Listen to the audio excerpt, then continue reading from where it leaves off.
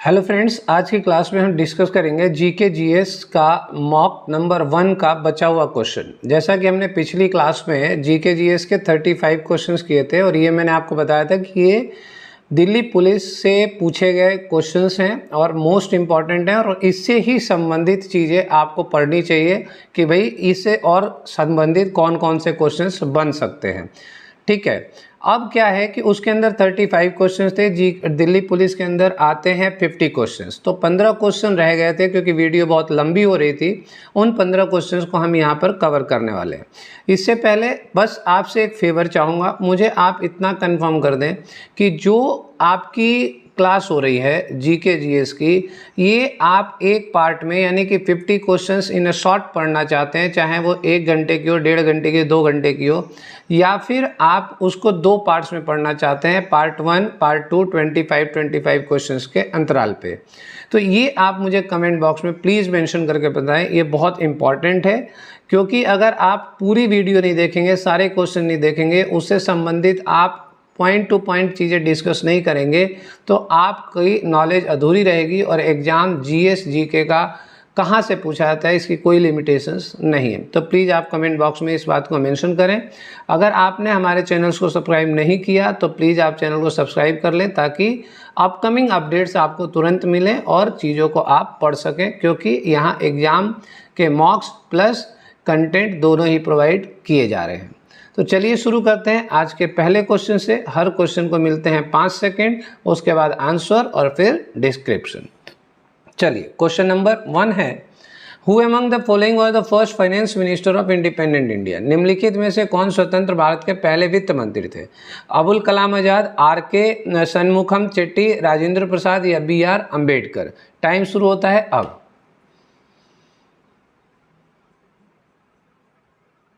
Okay, time up. देखिए, सही answer है इसका आर.के. शनमुखम चेट्टी। ठीक है, इससे पहले भी एक क्वेश्चन आया हुआ था और इसी से संबंधित आपको मैंने फर्स्ट पर कुछ पॉइंट्स इंपॉर्टेंट लिखवाए थे। देखिए, ये कौन थे भाई? ये फर्स्ट एजुकेशन मिनिस्टर थे। ठीक है, ये फर्स्ट एजुकेशन मिनिस्टर थे।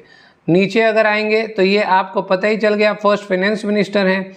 ये कौन थे? इनके लिए 2 बातें याद रखिए, एक तो फर्स्ट प्रेसिडेंट बने थे ये भारत के पहले राष्ट्रपति, और ये चेयरमैन ऑफ कॉन्स्टिट्यूएंट असेंबली थे, है ना? ये भी बहुत इंपॉर्टेंट है। और ये परमानेंट थे। ठीक है, एक टेम्परेरी भी थे। टेम्परेरी का नाम आप कमेंट बॉक्स में बताएंगे। बी.आर. अम्बेडकर कौन थे भाई? ये लॉ मिनिस्टर थे, पहले लॉ मिनिस्टर बने थे। ठीक है, फर्स्ट लॉ मिनिस्टर। और इससे संबंधित पीछे भी कोई क्वेश्चन आया था, उस पर हम काफ़ी चीज़ें डिस्कस कर चुके हैं। तो वही चीज़ यहाँ पर है कि first education minister Abul Kalam Azad, R K. Shanmukham Chetty पहले फिनांस मिनिस्टर है, Rajendra Prasad first president of India है और B R. Ambedkar first law minister of India थे। नेक्स्ट क्वेश्चन की ओर बढ़ते हैं।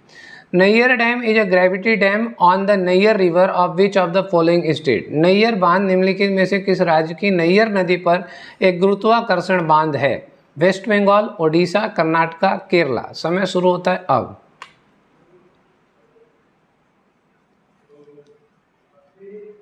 चलिए, सही आंसर है इसका केरला। ठीक है ना, केरला में नैयर डैम बंधा है जो कि नैयर नदी पर स्थित है। आइए देखते हैं इससे संबंधित की पॉइंट। जैसे अगर हम बात करें, नैयर डैम कहाँ पर है केरला में? तिरुवनंतपुरम डिस्ट्रिक्ट में है। ठीक है ना, तिरुवनंतपुरम डिस्ट्रिक्ट केरला में है, लोकेटेड ऑन द वेस्टर्न घाट। अब वेस्टर्न घाट्स क्या है? ज्योग्राफी अगर आपने थोड़ी भी पढ़ी है तो आप देखिए, ये जो क्षेत्र है ये आता है वेस्टर्न घाट्स का और ये आता है आपका ईस्टर्न घाट्स का। ठीक है, और यहाँ पर केरला के आसपास, तिरुवनंतपुरम के आसपास ये एरिया पड़ता है। ठीक, बाकी ज्योग्राफी के अंदर जब वेस्टर्न घाट और ईस्टर्न घाट पढ़ें तो काफ़ी इंपॉर्टेंट पॉइंट्स वहाँ से जनरेट होते हैं। अब ग्रेविटी डैम क्या होता है? Gravity dam is a dam constructed from concrete और stone masonry and design to hold back water by using only the weight of the material and its resistance against the foundation to oppose the horizontal pressure of water pushing against it। तो ये देखिए, ये बनाया क्या जाता है? Concrete से या फिर स्टोन्स के कलेक्शन से इसको बनाया जाता है, काफ़ी हैवी होता है। जैसे ही पानी आता है, पानी के प्रेशर को रोकने का काम डैम की दीवारें करती हैं, ठीक है ना, उनको दीवारें रोक लेती हैं। इसी प्रकार से इसे ग्रेविटी डैम कहते हैं कि आया और एकदम से उसको धक्का मार के रोक लिया गया, ठीक है, ग्रेविटी डैम कहते हैं। अब यहाँ पर देखिए डैम्स के भी टाइप है भाई, आपने पता नहीं पढ़ा है या नहीं, आप थोड़ा इसको पढ़िएगा। एक ग्रेविटी डैम तो आपको पता चला, एक अर्थ डैम है। अर्थ डैम क्या होता है, आर्क डैम क्या होता है, बिट्रेस डैम क्या होता है, और बराज क्या है, इनमें अंतर क्या है ये आप पढ़िए।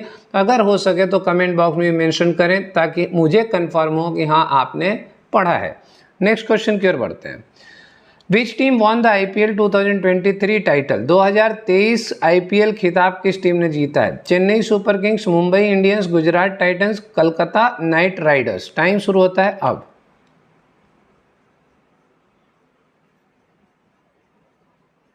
ओके, सही आंसर है चेन्नई सुपर किंग्स, ठीक है।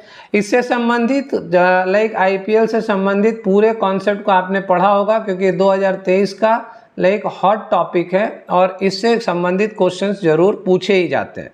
अगर नहीं पढ़ा है तो आप पढ़िएगा, सारी टीमों के कैप्टन्स के बारे में पढ़िए, कौन सी टीम ने कौन कौन से मेडल जीते, आप इसके बारे में भी पढ़िए। चलिए हम कुछ की पॉइंट्स देख लेते हैं। हम थोड़ा बैक फुट पर जा करके देखेंगे। बैक फुट पर क्या है, जैसे 2023 अभी फिलहाल का देख लेते हैं। चेन्नई सुपर किंग्स ने जीता, लेकिन उस समय रनर अप कौन थे, किसको हरा कर जीता? तो गुजरात टाइटंस को हरा करके जीते। और इसकी वेन्यू क्या है, ये कहाँ पर हुआ? तो ये अहमदाबाद में हुआ। अब 2022 में चलते हैं क्योंकि हम नए के साथ पुराने को भी रखें, क्योंकि आजकल एग्जाम का पैटर्न जो आ रहा है वो आ रहा है आपका पुराने टॉपिक्स में से भी, ठीक है। तो पुराने में अगर हम बात करते हैं 2022 का, तो 2022 का गुजरात टाइटंस आता है, ठीक है, उसमें वो जीता था, रनर अप था राजस्थान रॉयल्स और वेन्यू थी अहमदाबाद, ठीक है। और 2021 की बात करते हैं तो चेन्नई सुपर किंग्स इसमें जीता था, कोलकाता नाइट राइडर्स इसके लाइक रनर अप थे और वेन्यू उसका दुबई था। क्लियर है। नेक्स्ट क्वेश्चन की ओर बढ़ते हैं। Scientists from which country has developed a new technology to filter microplastics from water? किस देश के वैज्ञानिकों ने पानी के सूक्ष्म प्लास्टिक को फिल्टर करने की एक नई तकनीक विकसित की है? ऑप्शंस हैं आपके पास, इंडिया, साउथ कोरिया, ऑस्ट्रेलिया या फिर UAE, ठीक है। समय शुरू होता है अब।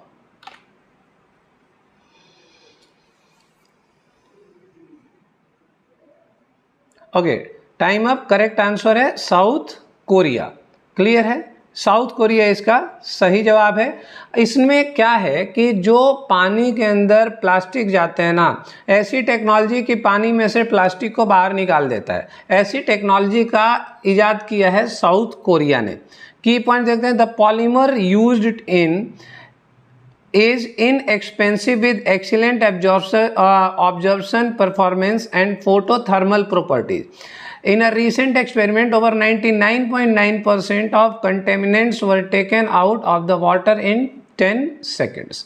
ठीक है, तो ये ध्यान रखिएगा कि पानी में से माइक्रोप्लास्टिक्स को अगर अलग करने का जो निजात किया है वो साउथ कोरिया ने किया है। नेक्स्ट क्वेश्चन की ओर बढ़ते हैं।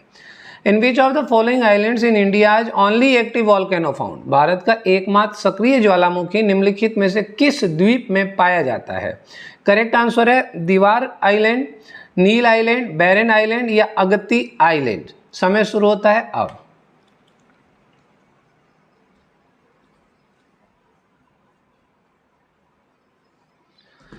Time up. चलिए, सही आंसर है बैरन आइलैंड, ठीक है ना, बैरन आइलैंड। चलिए कुछ की पॉइंट्स जान लेते हैं। देखिए, द आइलैंड ऑफ दीवार, ठीक है ना। अब दीवार आइलैंड, पहले इन टॉपिक्स के ऊपर जान लेते हैं कि कौन कौन से हैं। दीवार आइलैंड कहाँ? Lies in the Mandovi river, ठीक है ना, Mandovi river in the Indian state of Goa. तो अगर ऐसे सवाल पूछ दे तो आप देखिएगा कि दीवार आइलैंड कहाँ मिलता है, तो Mandovi river, Indian state of Goa. दूसरा, नील आइलैंड की बात करते हैं, नील द्वीप, फॉर्मली नेम्ड शहीद द्वीप, ठीक है ना, formally named Shaheed Dweep in memory of Netaji Subhash Chandra Bose, ये नील द्वीप है, ठीक। अब यहाँ पर देख लेते हैं, it is an island in the Andaman and Nicobar islands of India. ये कहाँ पर है? नील द्वीप या शहीद द्वीप, ये है Andaman Nicobar islands of India में। इसका administratively comes under the south Andaman district, है ना, दक्षिण अंडमान डिस्ट्रिक्ट के अंदर इसका एडमिनिस्ट्रेटिव पावर आता है। बैरन आइलैंड क्या है? Is an island located in the Andaman sea. तो बैरन आइलैंड कहाँ पर है भाई? बैरन आइलैंड है अंडमान सी के अंदर, ठीक है ना, लोकेटेड इन अंडमान सी, और इसी के अंदर एक्टिव वॉल्केनो फाउंड।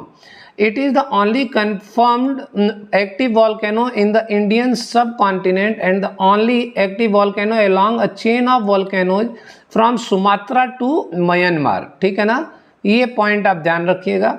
अब यहाँ पर जो पहली बार वॉल्केनो इरप्ट हुआ था वो कब हुआ था? 28 मई 2005 में। The volcano here erupted on 28 मई 2005।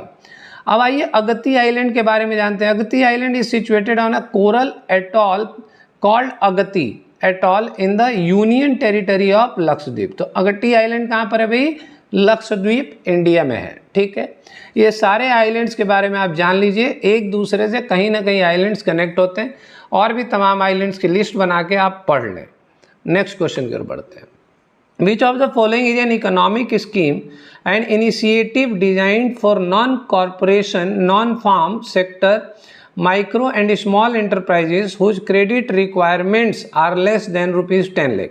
निम्नलिखित में से आर्थिक योजना गैर कॉर्पोरेट, गैर कृषि क्षेत्र, सूक्ष्म और लघु उद्यमों के लिए डिजाइन की गई एक पहल है जिनकी क्रेडिट जरूरतें 10 लाख रुपए से कम है। तो उनको ये लाइक योजना है, ये जो स्कीम है इसके अंतर्गत लोगों को फ़ायदा पहुंचता है। तो कौन सी है? नेशनल सोशल असिस्टेंट स्कीम, प्रधानमंत्री मुद्रा योजना, सुकन्या योजना, या नेशनल हेल्थ इंश्योरेंस स्कीम। समय शुरू होता है अब।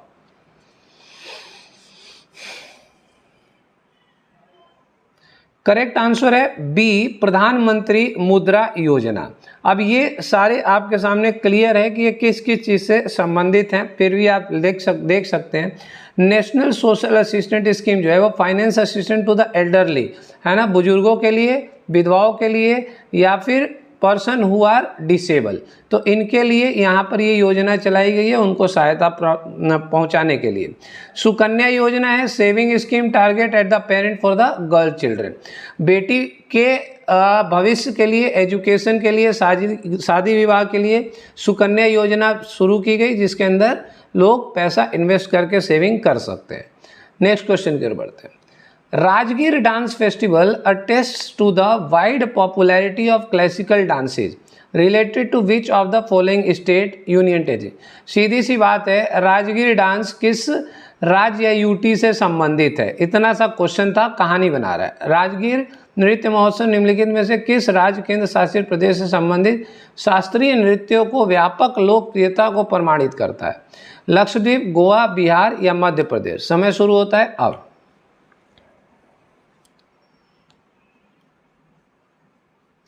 ओके, समय समाप्त। सही आंसर है बिहार। देखिए, जो बच्चा पढ़ा है, इतिहास को जानता है, वो जानता है कि राजगीर या फिर राजगृह या गिरिब्रज, ये सब जो है ना, गिरिब्रज है ना, ये सब जो है ना, ये मगध से संबंधित है, ठीक है, और मगध पड़ता है बिहार में, तो बिहार इसका सही आंसर है। अगर किसी ने हल्का सा पढ़ा है या जगह के बारे में जानता है तो आंसर वो फटाक से लगा सकता है।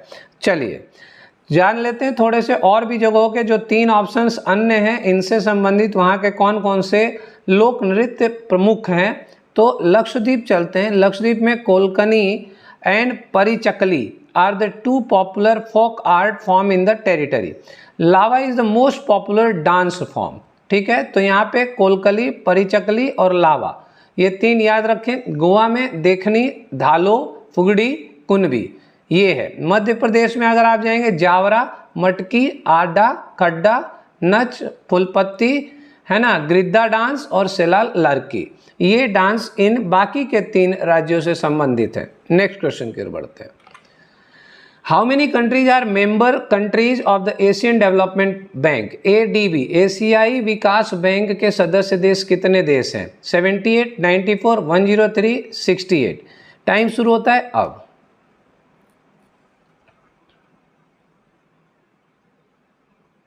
ओके, करेक्ट आंसर है 68, है ना, 68 कंट्रीज इसके साथ संबंधित है। आइए थोड़ा इसके बारे में जान लेते हैं। इसकी स्थापना हुई थी एडीबी की 19 दिसंबर 1966 में। 19 दिसंबर 1966 में एडीबी की स्थापना हुई। इसका हेडक्वार्टर पड़ता है फिलीपींस में, ठीक है, और इसके प्रेसिडेंट हैं मसत्सुगु अस्कावा, ठीक है, और ये कब से हैं? 17 जनवरी 2020 से अभी भी ये उसी पद पर कार्यरत है। नेक्स्ट क्वेश्चन की ओर बढ़ते हैं। Who among the following cricketers won the Rajiv Gandhi Khel Ratna award 2022? है ना, नहीं, यहाँ पर क्वेश्चन में एरर हो गया। देखिए ये 2022 का है, ठीक है ना, ये 2022 का पूछ रहा है, तो यहाँ पर आप क्रिकेटर ना कर रहे हैं, आप यहाँ पर कर दें who among the following won the Rajiv Gandhi Khel Ratna award 2022, ठीक है, यहाँ से क्रिकेटर हटा दीजिए। ये आई थिंक पुराना क्वेश्चन उठाया होगा राइटर ने, उसमें से एडिट करना भूल गया, ठीक है ना। तो चलिए यहाँ पर देखते हैं कौन मिलता है। विराट कोहली, अचंता शरद कमाल, रोहित शर्मा या शिखर धवन। तो राजीव गांधी खेल रत्न 2022 के, अब देखें यहाँ पर भी गलती हुई है ना, 2020 की जगह 2022 कर लीजिए, मिस प्रिंट है। 2022 के विजेता कौन है? तो टाइम शुरू होता है अब।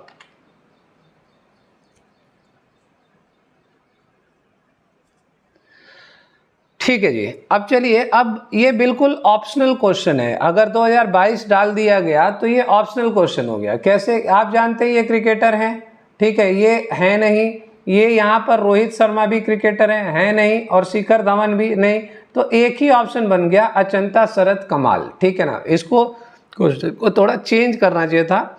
चलिए खैर कोई बात नहीं, हमें मेन जानना था कि 2022 के राजीव गांधी खेल रत्न अवार्ड से कौन सम्मानित किया गया, ठीक है, तो वो अचंता शरद कमाल हैं।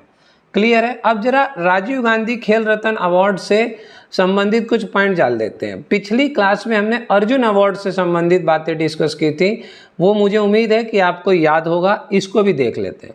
Highest sport award, highest sports award for the excellent performance on international level competition, ठीक है, formally called Rajiv Gandhi Khel Ratna award. पहले इसको राजीव गांधी खेल रत्न अवार्ड कहा जाता था 1992 से 2021 तक, ठीक है ना, 2021 तक। अब इसको क्या कहा जाता है? मेजर ध्यानचंद खेल रत्न अवार्ड कहा जाता है 2021 के बाद। इसको कौन स्पॉन्सर करता है? गवर्नमेंट ऑफ इंडिया करती है, और इसके लिए रिवॉर्ड कितना है भाई? 25 लाख रिवॉर्ड है। और सेकंड हाईएस्ट रिवॉर्ड कौन सा होता है? जिसे हम अर्जुन अवार्ड कहते हैं, जो हमने पिछली बार डिस्कस किया था, ठीक है। नेक्स्ट क्वेश्चन पर बढ़ते हैं।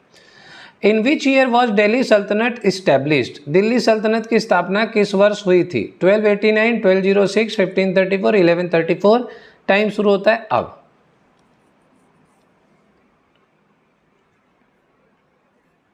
ओके, इसकी स्थापना हुई थी 1206 में, ठीक है ना, 1206 में इसकी स्थापना हुई थी।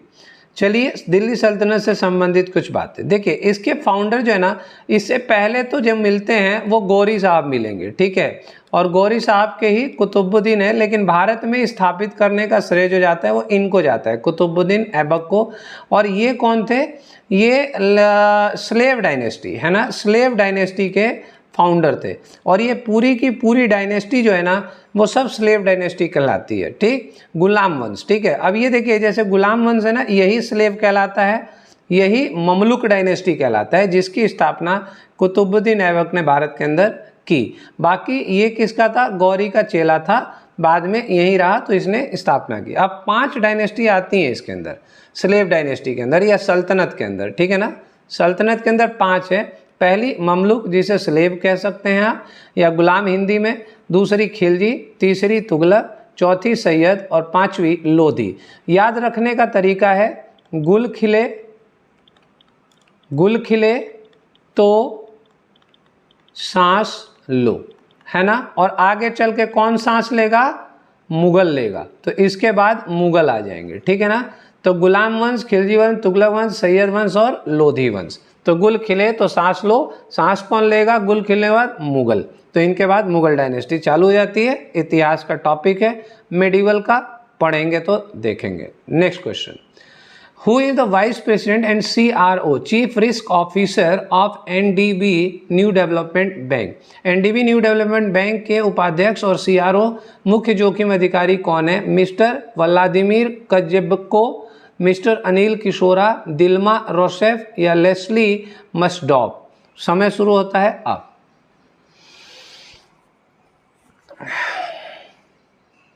चलिए, सही आंसर है इसका मिस्टर अनिल किशोरा, ठीक है ना, मिस्टर अनिल किशोरा। क्लियर। ये क्वेश्चन पीछे दिल्ली पुलिस में जो कत्तो आया था और ये अभी भी इस पद पर कार्यरत हैं। चलिए की पॉइंट जानते हैं। जैसे अगर हम बात करें new development bank, formally refer to as the BRICS, पहले इसको ब्रिक्स डेवलपमेंट बैंक के नाम से जाना जाता था, ठीक है। इसकी स्थापना ब्रिक्स स्टेट्स ने की थी 15 जुलाई 2014 को फोर्टा Lisa state of Cirilla Brazil, ठीक है ना। और या इसके बाद प्रेसिडेंट हैं दिल्मा रोसेफ, दिल्मा रोसेफ इसके ये जो हैं ये प्रेसिडेंट हैं, ठीक है ना। और बाकी भी इसी के पद पर संबंधित हैं। जैसे अगर हम व्लादिमीर की बात करें तो ये वाइस प्रेसिडेंट आते हैं, है ना, सीपीओ डिपार्टमेंट के, सीपीओ में आते हैं, ठीक है। और लेस्ली आती है, ये भी वाइस प्रेसिडेंट के पद पे हैं, ठीक है। तो ये सब वाइस प्रेसिडेंट के पद पर नियुक्त हैं। नेक्स्ट क्वेश्चन की ओर बढ़ते हैं। There are trees in dash which grow needles instead of leaves, है ना, and cones instead of flowers. Dash में ऐसे पेड़ होते हैं जिनमें पत्तियों के बजाय सुइयां उगती हैं और फूलों की बजाय शंकु होते हैं। कौन सी जगह है वो? जैसे temperate grassland, temperate rain forest, coniferous evergreen या टेम्परेट डिसीडियस फॉरेस्ट? समय शुरू होता है अब।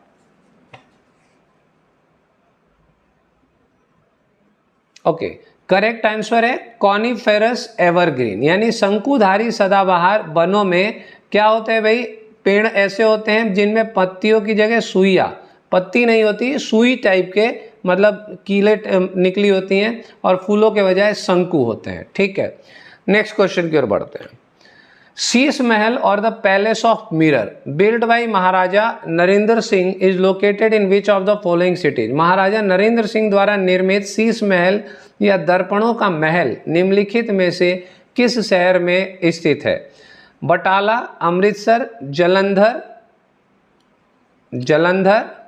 ठीक है, या पटियाला? समय शुरू होता है अब।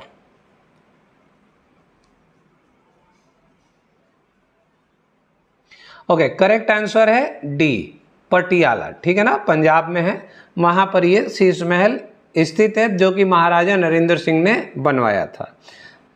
नेक्स्ट क्वेश्चन है, NEFT is the system in which the transactions received up to a particular time are processed in batches. What does NEFT stand for? NEFT वह प्रणाली है जिसमें किसी विशेष समय तक प्राप्त लेन देन को बैचों में संसाधित किया जाता है। NEFT का मतलब क्या है? National economic fund transaction, national electronic fund transfer, national electronic fund transaction, national economic finance transfer? Time शुरू होता है अब।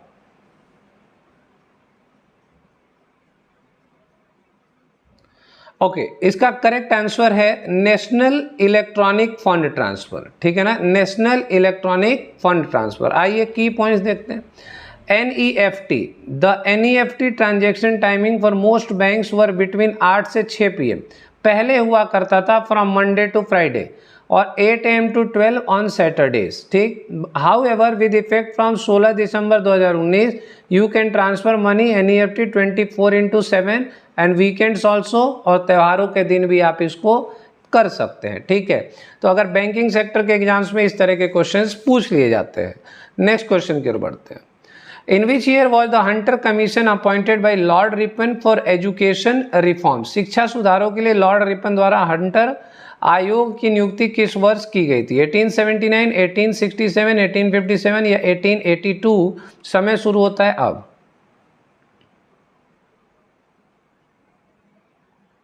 ओके, करेक्ट आंसर है 1882 में। क्लियर। आइए की पॉइंट्स की ओर। Hunter commission 1882 was presided by sir William Hunter, ठीक है ना, ये नाम याद रखिएगा, एजुकेशन से संबंधित है, इंपॉर्टेंट बनता है क्वेश्चन। वो and was appointed by Lord Ripon, किसके द्वारा अपॉइंट किया गया? Lord Ripon. ये दो ही पॉइंट काफ़ी है, बाकी आप हंटर कमीशन अलग से पढ़ सकते हैं अगर अदर एग्जाम्स को आप देते हैं तो। The Hunter commission was constituted on, कब ये लागू हुआ, तो ये 1882 में कॉन्स्टिट्यूटेड ऑन 3 अप्रैल, 3 अप्रैल को। एक हंटर कमीशन 1920 का भी है, आप इसको भी देख सकते हैं, ठीक है। तो ये आज हमारे दिल्ली पुलिस का एक सेट कंप्लीट हो गया 50 क्वेश्चंस का। उम्मीद करता हूँ ठीक लगा होगा। आपसे फिर गुजारिश करता हूँ कि अगर आप 2 पार्ट्स में करना चाहते हैं तो आप प्लीज़ कमेंट बॉक्स में दें, अन्यथा एक पार्ट में ही चाहते हैं तो भी आप बताएं, थोड़ा सा आपके लिए क्या बेहतर है वो आप हमें दें तो आपको हम ज़्यादा हेल्प अच्छा कर सकते हैं। ठीक है दोस्तों, तो अगर जैसा कि हमेशा की तरह जिस स्टूडेंट्स को लाइक ऑफलाइन क्लासेस में इंटरेस्ट है वो यहाँ पर आकर के इस नंबर पे एड्रेस पे कांटेक्ट कर सकता है। लाइव क्लासेस की फैसिलिटी अवेलेबल है जूम पर, face to face discussion class, आप इस नंबर पर व्हाट्सएप करके या कॉल करके कांटेक्ट कर सकते हैं। मिलते हैं अगली क्लास में, तब तक के लिए जय हिंद।